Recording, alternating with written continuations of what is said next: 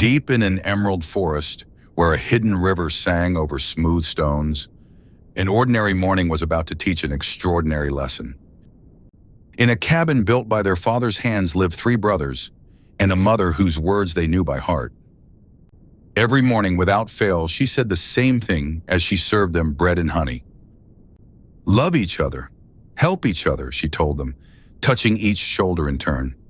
"You are all the wealth I have in this world." "We know, Mama," the brothers answered, smiling, as they always did. But she looked at each of them closely. "Remember," she said, "love without wisdom can drown the very hearts you try to save." That summer morning, the brothers packed a basket, their mother's words already fading beneath the excitement of adventure. They set out through the forest for Silver Lake, where a waterfall was said to cascade into water so clear you could count the stones below. And there it was, sunlight dancing on the surface, the falls roaring softly in the distance. Marcus, the eldest, Jonas, the middle, quick to compete, and Leo, the youngest, always first to leap. "Look at that pool beneath the falls," Leo cried. "I bet it's deep enough to dive."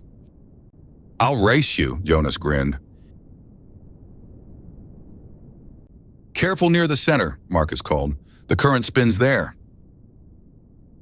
But Leo was already running, and he leapt. The water swallowed him. Bubbles. Silence. Then his head broke the surface, eyes wide with fear. "Help! Something's pulling me down!"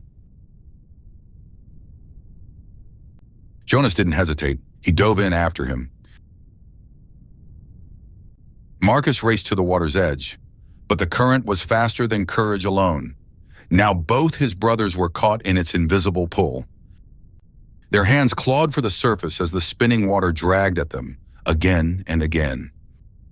Every part of Marcus screamed at him to jump, but his mother's words cut through the panic. "Love without wisdom can drown the very hearts you try to save." His foot left the rock, then stopped. His eyes searched the shore and found a coil of rope left by fishermen and a boulder heavy enough to hold. With shaking hands, he tied the rope around his waist and wrapped the other end around the stone.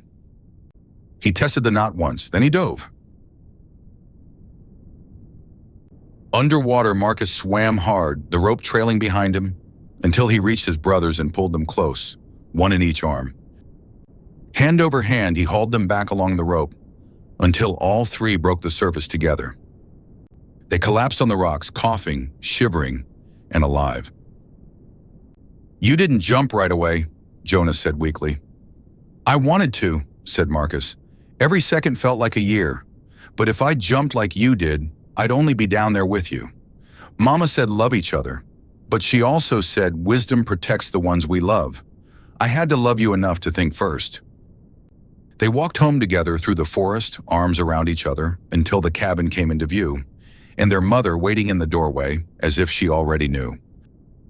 The strongest bridge isn't built by the heart alone, or the mind alone. It's built when the heart says save them, and the mind says here is how. Because sometimes the greatest act of love is the pause before the leap. And you, little friend, have you ever had to pause before helping someone? Good night, and dream sweetly.